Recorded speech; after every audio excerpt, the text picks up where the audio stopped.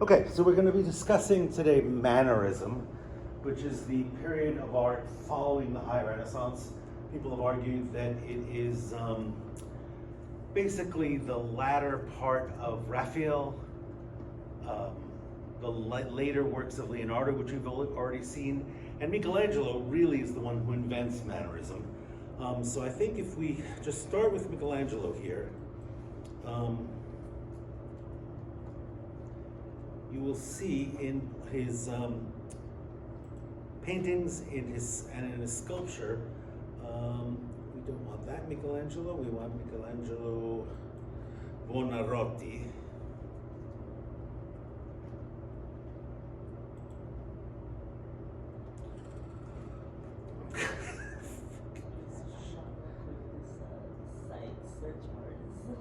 I have no idea now how to find him. Let's look for a work.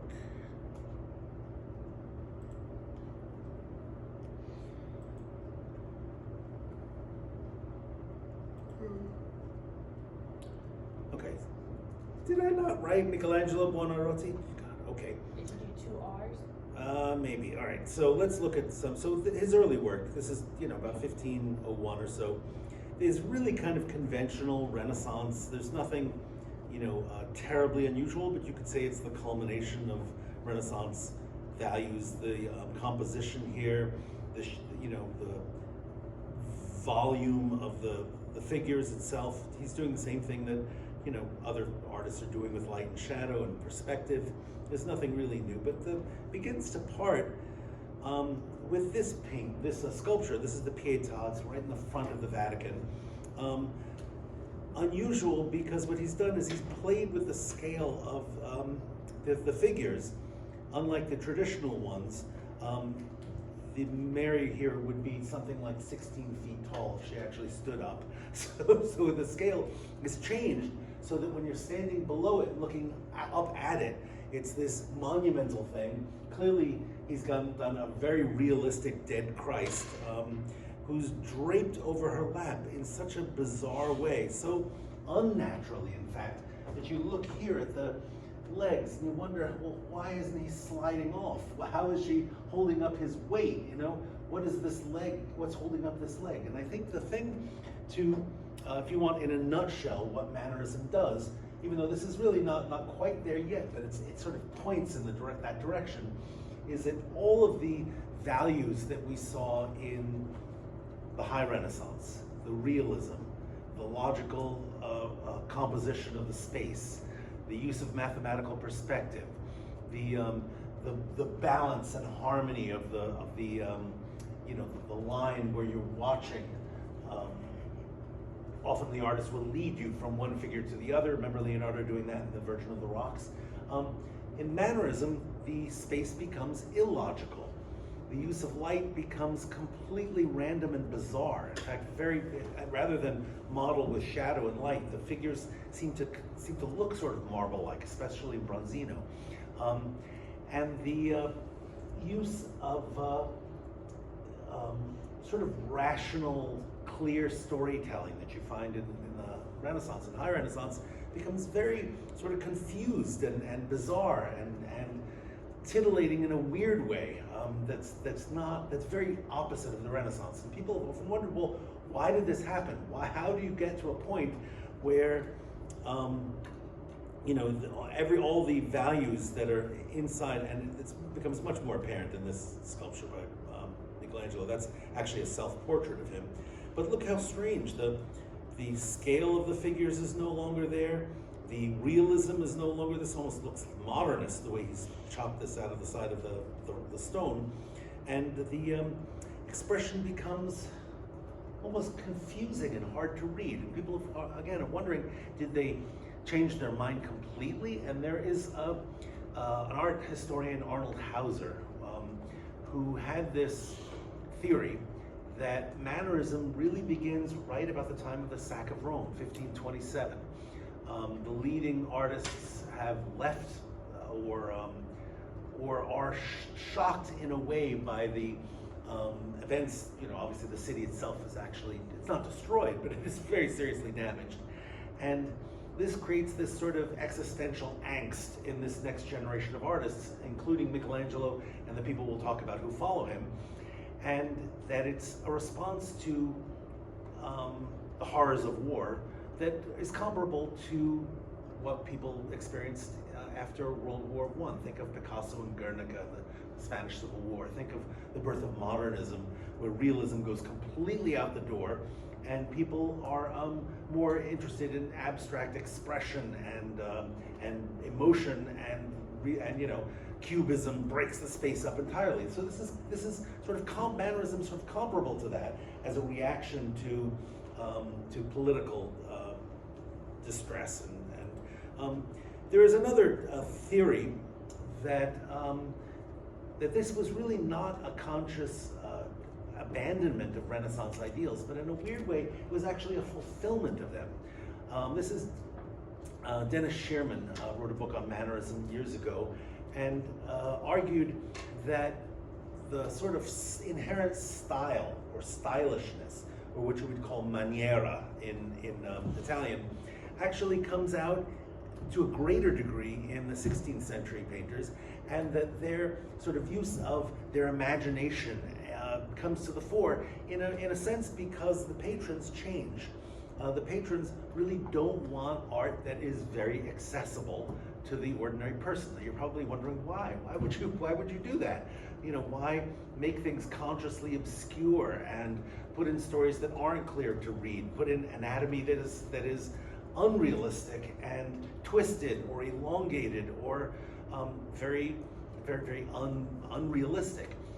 And what his argument is that the patrons consciously realize that ordinary people can start buying art. They can start being art collectors, having portraits done, having whatever, and that this is an attempt to actually distance themselves from those, to make it more difficult to understand the art, more difficult to appreciate it, that unless you're in the know, unless you're one of those people who are,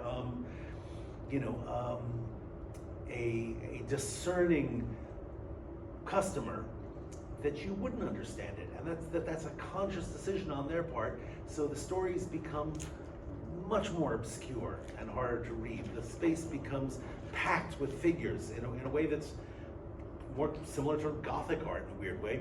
The figures become elongated, and you can see that this is becomes the case, especially. Let's just go right to the Sistine ceiling, because this is really the first time you see Michelangelo kind of invents this new style. Sistine's, you know what, I'm abandoning this. I'm just gonna show you.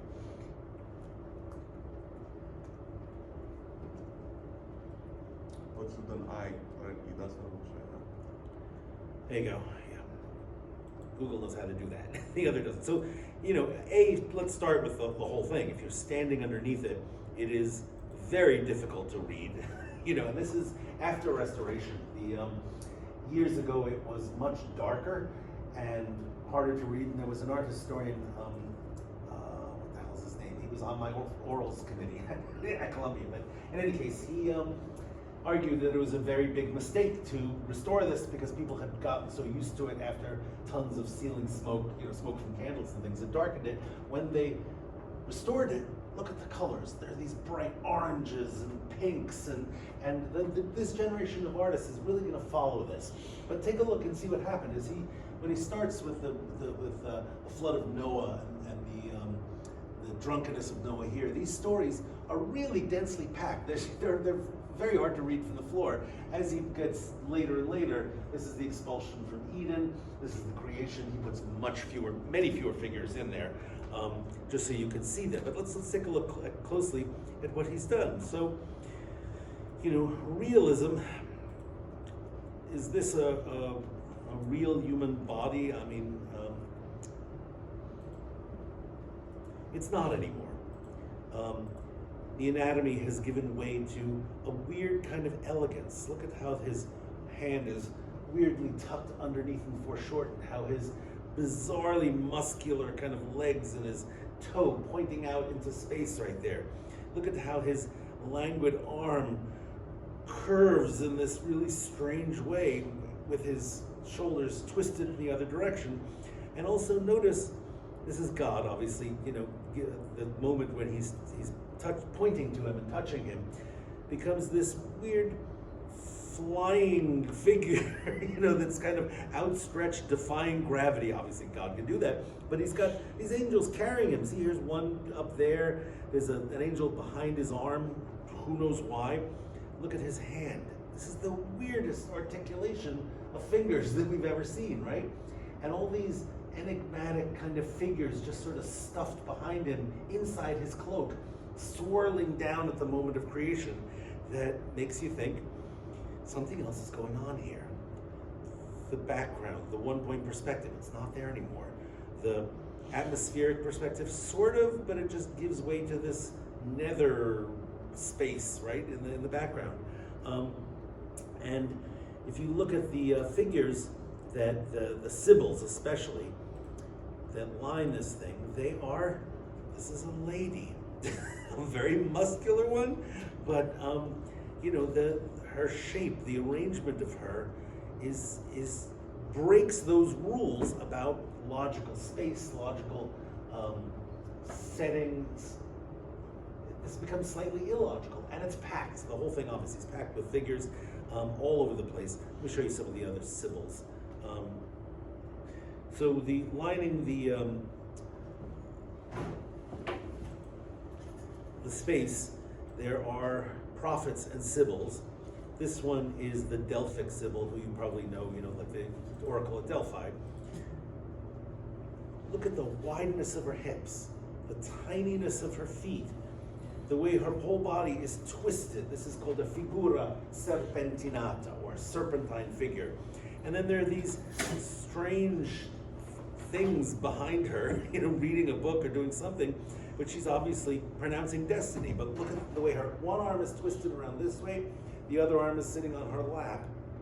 That's very, very illogical. She doesn't fit into this chair at all, right?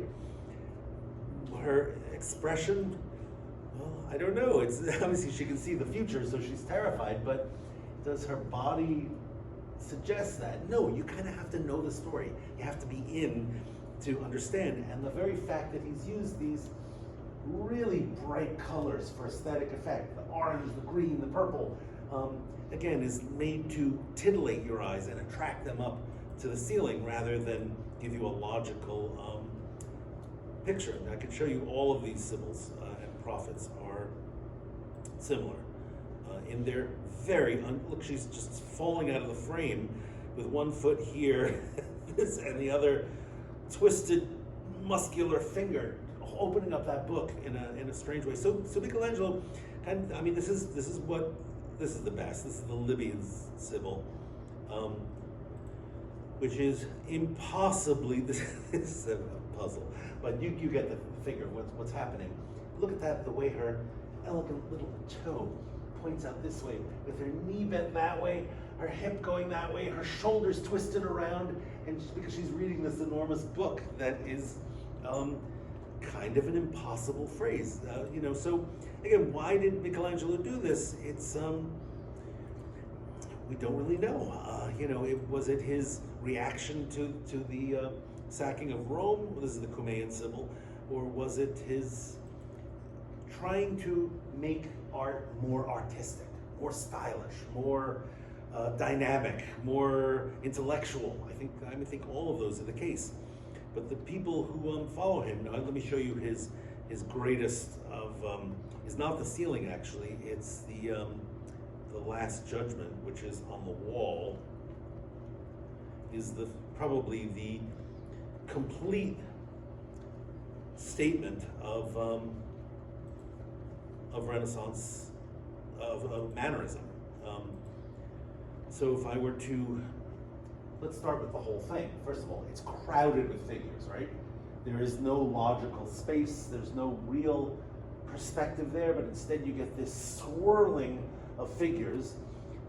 This is the moment where Jesus condemns the damned to hell and the other people swirl up into heaven, as you can see. They are all extraordinarily muscular, and I think you could make, art historians have made a good argument that it's, there's some kind of homoeroticism going on here. I don't know, but the women definitely are also muscular. There's also some very disturbing things. This is the flayed skin of St. Bartholomew, but it's actually a self-portrait of Michelangelo, so that's his face there. There's Sharon, the boatman riding the damned souls down, and there's people obviously being drawn down to earth by serpents and various demons down here. I'll show you some details in a moment. But then there's also some other very, very weird things going on. I mean, Jesus himself is this muscular kind of guy, just sort of, look at the bicep on him, about to just cast down humanity. People flying with columns. There's another, the cross up there. So it's a very weird kind of cocktail of swirling figures that is very, very unlike most of the Renaissance. Let me show you some close-ups that I think you can appreciate how this is just a very different aesthetic. Right? Look at this muscular back. He's riding, this column is bolting like into his head, and all these others are twisting, turning around it. See this guy's back, his foot is foreshortened. Other people are flying in. It's a very this is the guy in the very center who's being drawn down by a couple of demons, and obviously he's ashamed, right? So this whole thing sits at the very end of the Sistine Chapel. It is terrifying. So the ceiling, obviously right above, there's earlier Renaissance paintings here, and the Last Judgment is what you see at the end of the whole space. Now, what is weird, and I will come back to this painting when we get to the Counter-Reformation, is the Pope at the time or I should say the Catholic Reformation, finds naked bodies really indecorous in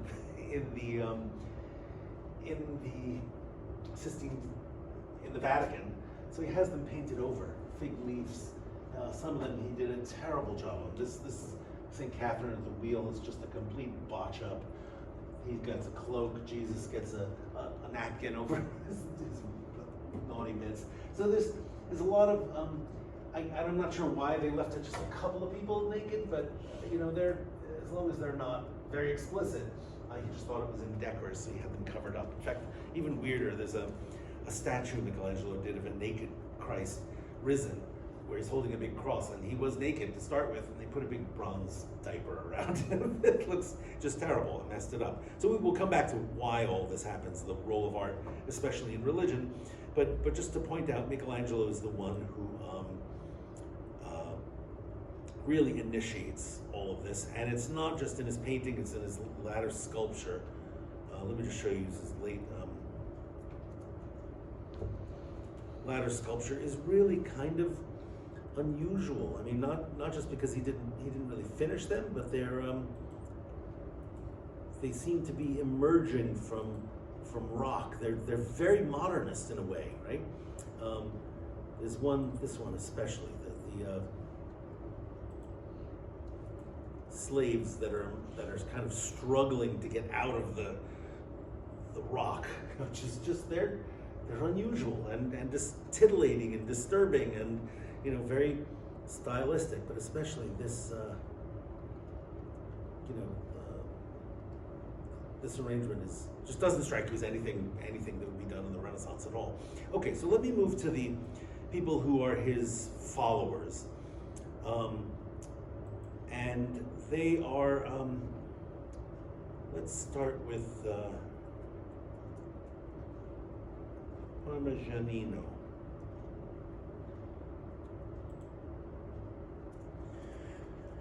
So again, they're going to pick up on the twisted forms, on the very peacock-like shape of people, meaning they have little heads and little toes and very large feet. But they are going to take this a step further in a way that is, I think, intentionally disturbing. Okay, so this is probably one of the most famous of Mannerist paintings. It's a mother and child. She is not the sweet, demure, Raphaelite mother at all. In fact, let's describe her. Kat, give me a description of her figure to start with. Or just her figure? Huh? Just her figure? Everything about her in general. Very elongated. She's super, super long. I would say like she's careless. She's about to drop that baby, Yeah. right? Okay. Careless. Okay. She's very like elegant, but also Yeah. very more like She does look kind of vain, right? Look at the position of her hand poised on her chest. It's very long fingers that She are has, weirdly like, splayed. Look at her neck. Yes, she's called the Madonna della Colla Luongo, Madonna of the long neck, and her neck kind of echoed in that column there, right? But it's a really, we would say, go ahead, say it. She's hot. Well, she is actually. She's beautiful in a very strikingly weird way. She has really long, wide hips, tiny little feet, tiny little head. But how about the baby? How about this poor baby?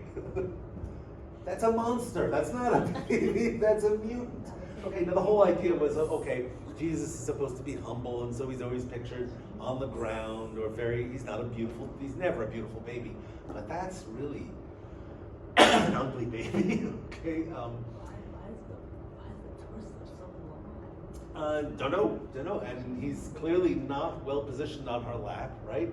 He definitely looks like he's gonna slide off any moment. The hand's gonna reach and grab the clothes off. Yeah, okay. How about the people behind? What are they doing? The guy, he's staring at us. Yeah, there's this funny little kid looking directly at us. They're angels. What is she doing? Does she seem engaged, emotionally, invested in this scene, the way we would expect in a Renaissance painting? She's completely detached. She's in another world. These people are staged.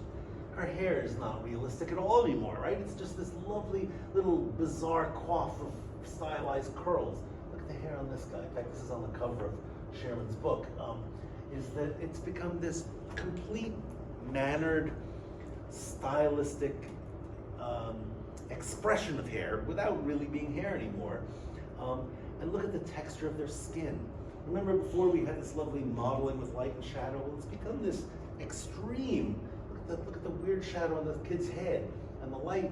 Where is the light coming from here? Presumably it's coming from this direction, from the top, but there's also light in illogical places on the front of this column.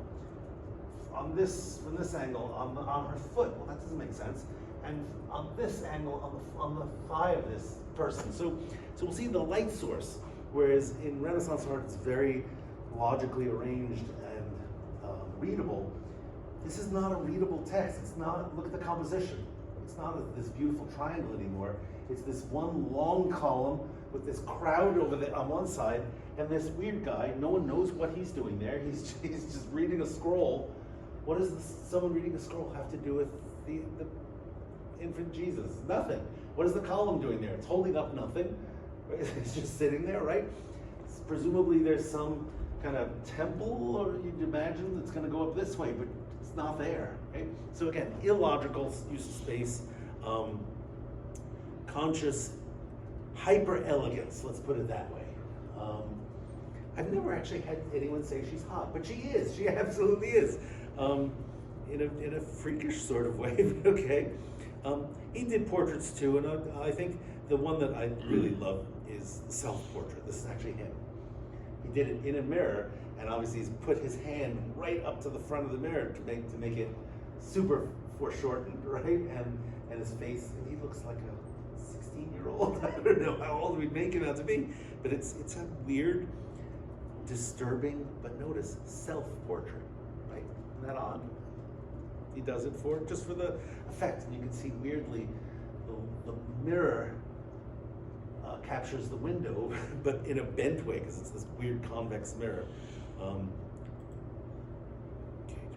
another one. Let's do just another one of Parmigiano. This is a vision of Saint Jerome, but you can see again this weird twisted figure reminiscent of the finger of Leonardo, right? But super, super long. Look how long that weird finger is. The position of his body is facing forward in the front, but his entire back is twisted around in a way that is completely, utterly illogical. And what has become, this is Jerome having a dream of Saint John the Baptist pointing to Jesus. And what is Jesus doing there? A lovely little two-step. He's dancing. I mean, what's going on there? And she's the same, long, elegant, figure with sunlight coming out. But this is unusual. Is he standing even on the ground? Look, he's sort of hovering above it. And look at the fingers on his hands. They've become these slithering Buddha citron kind of thing. I don't know how to describe that, but so again, this is a conscious distance from, or it's just very different from Renaissance art. Let's look at another one. Let's look at Il Rosso Fiorentino, and I bet it's going to tell me there is no such person. Of course, it's going to do that.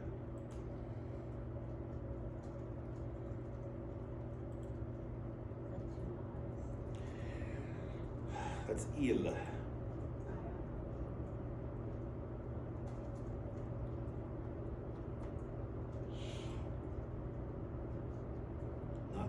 Rosso Fiorentino. Now, is that not what I spelled? Well, you put you instead of just Rosso. Okay. He's called Il Rosso, the red. Okay. So let's look at a couple of his. So this is Jesus dead. Actually, that's on the cover of Sherman, not the other one. But what strikes you as strange about this? Let's unwrap it. Simon, what's going on here? Looks like he's being held up by somebody else. Are they holding him up? I guess one of their hands on his side, but even then, that's not a good way to hold someone. He's kind of just. No, he's not actually. He's just sort of poking in that wound there.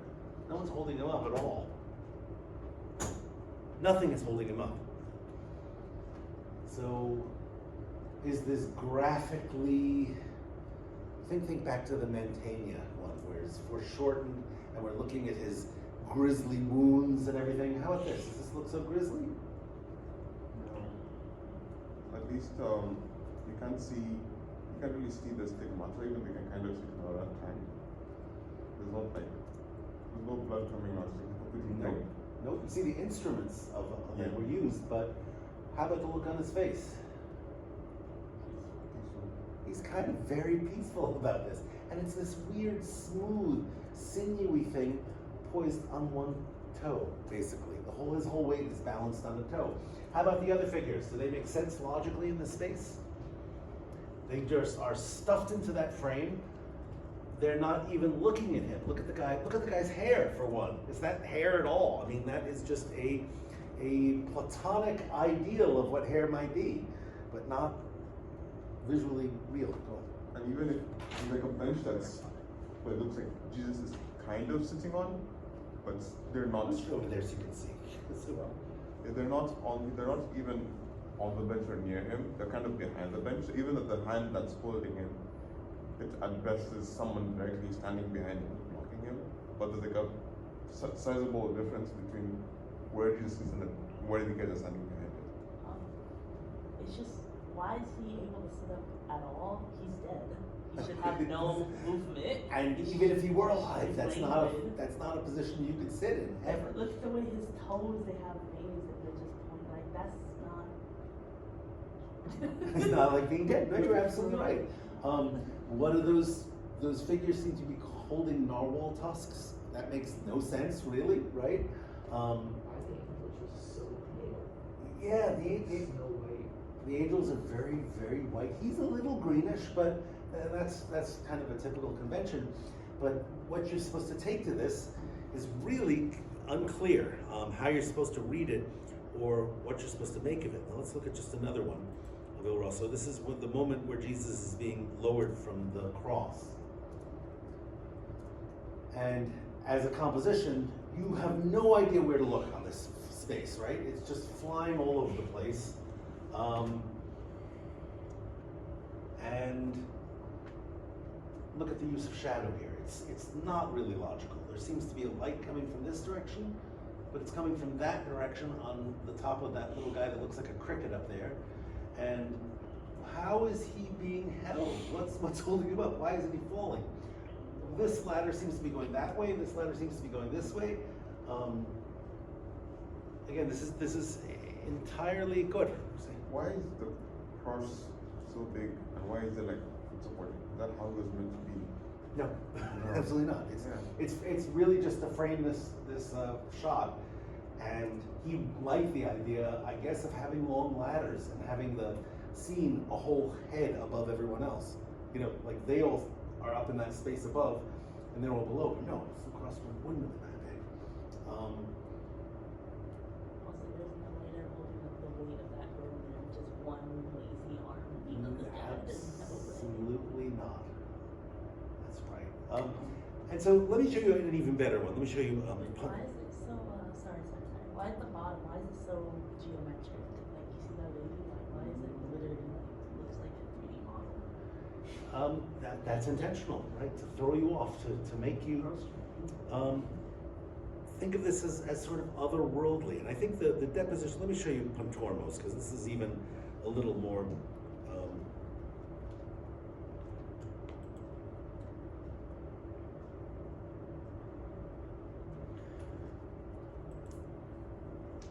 Now, Jacopo Pontormo was very, very strange individual.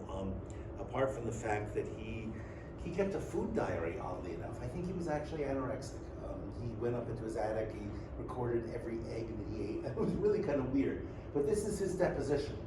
Now let's look at this closely, because it is, I would argue this is probably one of the finest of Mannerist paintings. Where's the cross? Doesn't need it. How are those figures above being held up? No idea. How is this figure holding him? With just two little toes. He's not. Okay? Now look at the colors also. These pinks. This is not his flesh. It's like a silk pink t-shirt he's wearing. And when I look at this thing, I always think, well, it's almost as if someone had taken a cocktail stirrer, put them in a glass, and just swirled it around, and everyone just started going like this, right? And somehow you still get the emotion, though, right? I mean, the emotion is kind of weirdly extreme, but in a very weird, ethereal way. The light on her back, very different from the light on his stomach, different from the light on his back. There is no logical light source here. No logical one point of perspective. There's no logical anatomy. There's no logical anything really, right? It is a total. You could argue an abandonment of Renaissance ideals, but I think also it is a kind of super elegant, super refined, mannered way of painting that most people are not going to get. That they're just going to think this is, what's going on? I don't get this, and that's the whole point. Is that, and this is true of anything. When very wealthy people have a thing, and other people can imitate that. If you, let's say, when I was young, my dad was very proud he bought a Cadillac, and he thought that was a mark of status or something. Well, other people could buy Cadillacs. It wasn't that expensive. The wealthier people needed to distance themselves. They bought Maserati or Lamborghini or something that really cost a lot of money. And that constant reinvention is what drives fashion, right? Fashions change quicker when people at the top say, oh, those people can suddenly imitate me. I need to make something else that they're not going to get. And I think that's what's really going on with Mannerist art. And I suppose I should give you what is usually considered the finest. Actually, let's stay with Pontormo for just a second, because he's so strange and lovely. This is the Visitation. This is the point where Mary and her mother, Anne, meet, and these other strange figures show there. But look at the figures. There's, again, tiny little toes, wide hips, smaller heads, and this. It looks like we're doing one-point perspective there, but we're not actually, because look at the illogic of this side of the painting, and the way that this line goes sort of in that direction, and that line goes sort of in that direction. If there was one point, it would end in a complete nowhere, right? I mean, now they're real faces. I mean, they're not, but there's this weird, haunting otherworldliness to the eyes in his paintings. Even though she's a real person, but there's something strange going on there, is there not? Something that is not realistic at all.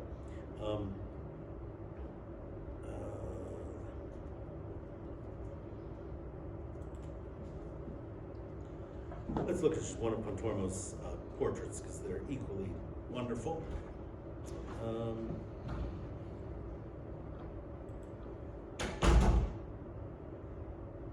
This is one. You know, obviously in portraiture you can't go completely off the wall because your patrons are going to say, I don't want that. The Joseph in Egypt is one of the strangest of paintings. It's got several different time frames in it, which of course it runs against the whole idea of Renaissance being, you know, historically accurate or attempting to. Here, different scenes are shown in the thing. There's this weird figure on a column. This is not a pyramid, obviously. I don't know what's supposed to be going on there, but it's a strange one. This is Leda and the Swan, if you remember. Leonardo did one, but here the twins have hatched. Two pairs of twins hatch out of eggs. This is Zeus that comes down as in the form of a swan and has his way with Leda, and she becomes pregnant and lays eggs. Okay, again, subject matter, very, very weird and enigmatic. And these are what you see over here. These decorations he did for a villa. I think it's the Villa Careggi outside of Rome. They look like Maxfield Parrish to me. I mean, they're just these very weirdly odd ladies and gentlemen hanging out on what looks like the furniture, but it's you know, it's all painted, and people are just hanging out in these weird positions. So it's a, I think, lovely thing. So, okay, let me show you what is, without a doubt, the Bronzino. This is the allegory of love.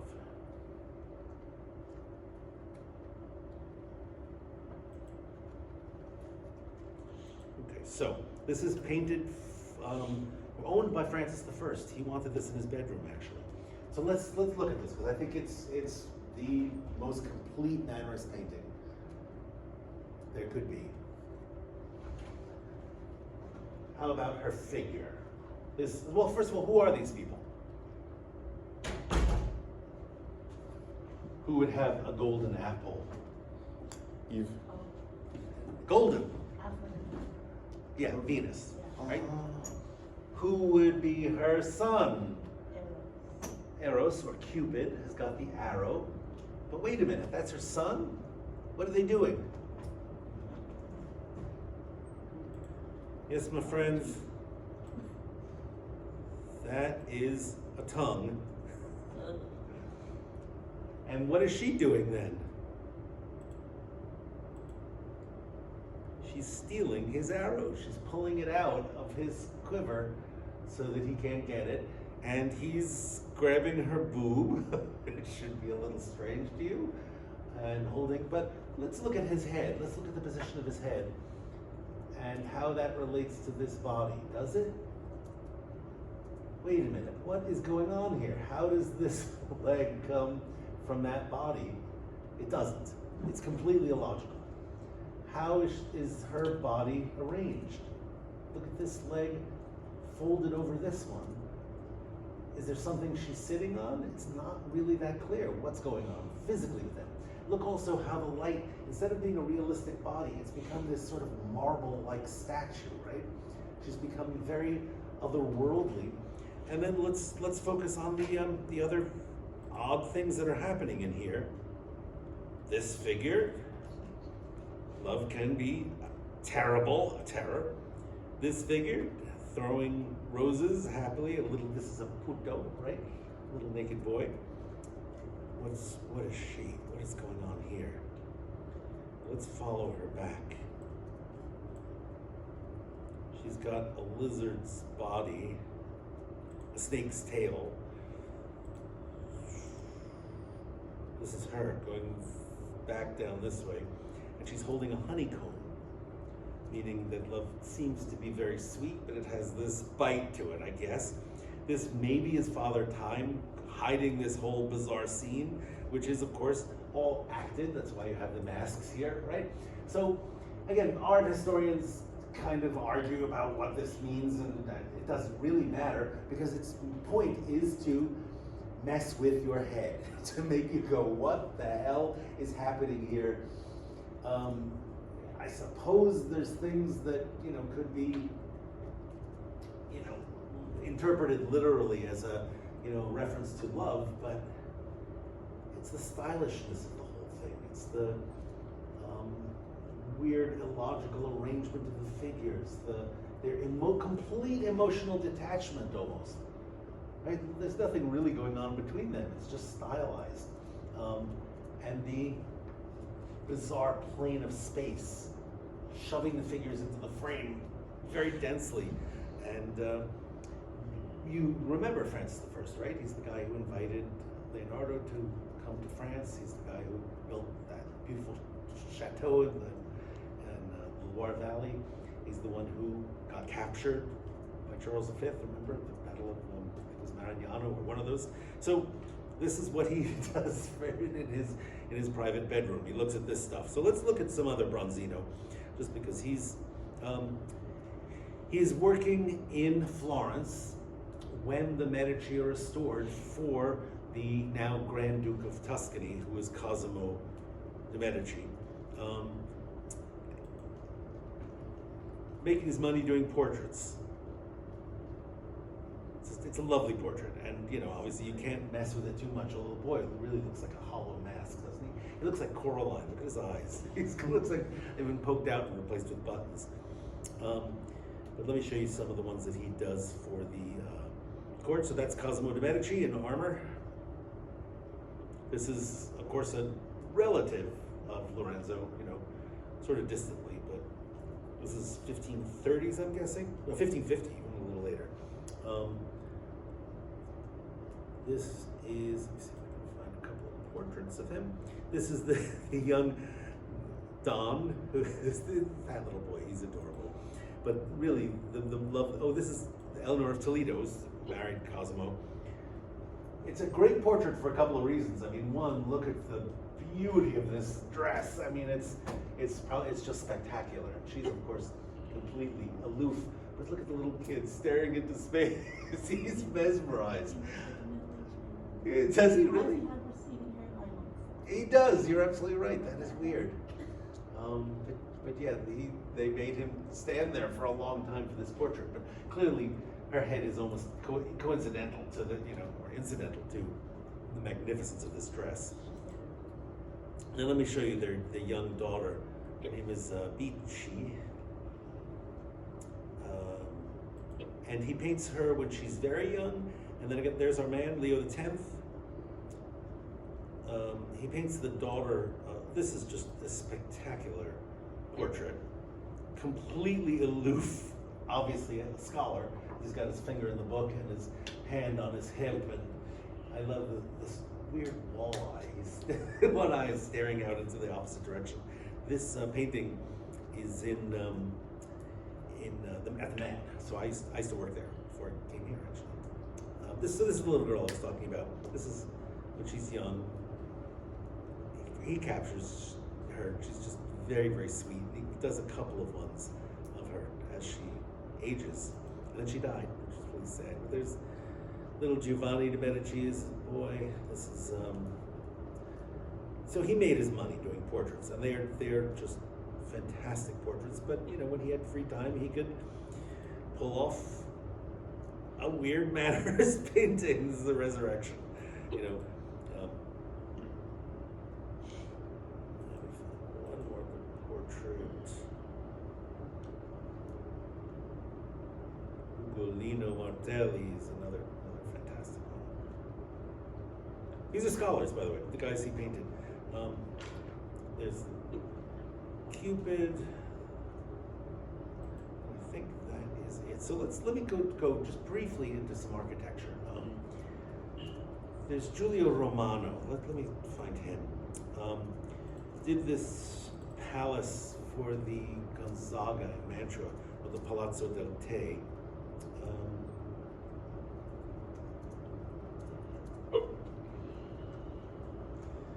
And what, this is the space. I want you to think of how this defies Renaissance style and of space. So let's look at the front of this whole thing. It's not balanced, really. These arches, for some reason, spring up above what would be the, this cornice here. Is this by the same artist guy, or is this? Giulio Romano. Okay. And it's very unusual. Why are there columns here and pilasters in the middle? And this weird sort of, this is actually called a Palladian arch, but it's got an arch and then a square space, then two columns holding up nothing, right? Did you see how this is sort of weirdly illogical? Let me show you the interior. It's equally illogical because the triglyphs seem to be slipping down out of this molding here. The columns don't really seem to be holding up what they are. The rustication here has gotten really much more thick. And you get the impression when you're walking around in this space that a rock is going to fall on your head at any point, because it's just not, it doesn't look like, look at these windows here. There's nothing holding up this weight except these sort of rusticated stones here. If I could get you a even closer one, there, I think you can see the, these slipping down out from their spaces. See how they seem to be just like coming out and about to fall on your head. And these weird, it's just Mannerism translated into architecture, I guess. Okay, we are out of time, but we'll come back a little bit and I'll talk about some Mannerist sculpture and maybe John Bologna's bronzes and such, but I will do that on Friday.